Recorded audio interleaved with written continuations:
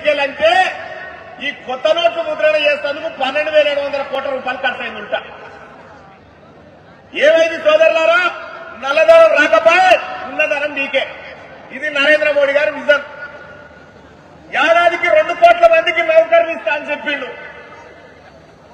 నౌకర్లు ఎటుపోయినాయో ఏమైందో తెలియదు. భారతదేశం ఏడుకోబోతుందని చెప్తా ఉన్నాడు. మొత్తం ప్రపంచంలోనే ఆకలితోని అలమటిస్తున్నటువంటి దేశాలల్లో మన దేశమే ముంగడిపోయింది అన్ని దేశాల కంటే. తిండి దొరకని పేదోళ్ళు ఎక్కువైపోయారు. ఇదేనా దేశం? ఇదేనా పోయే పద్ధతి? అమ్మా, కరువు పని ఎవరు తీసుకొచ్చారు తల్లి? కరువు పని తీసుకొచ్చింది ఈ కాంగ్రెస్ పార్టీ తీసుకొచ్చిందమ్మా. మా చావల కిరణ్ కుమార్ రెడ్డి గారు ఇగో ఒక్క నిమిషం నాన్న. కరువు పని ఎవరు తీసుకొచ్చారన్నా? కాంగ్రెస్ పార్టీ తీసుకొచ్చింది కరువు పని. ఇలా కరువు పనికి ఎక్కిస్తున్నారు. 100-150 ఇస్తున్నారు కదా.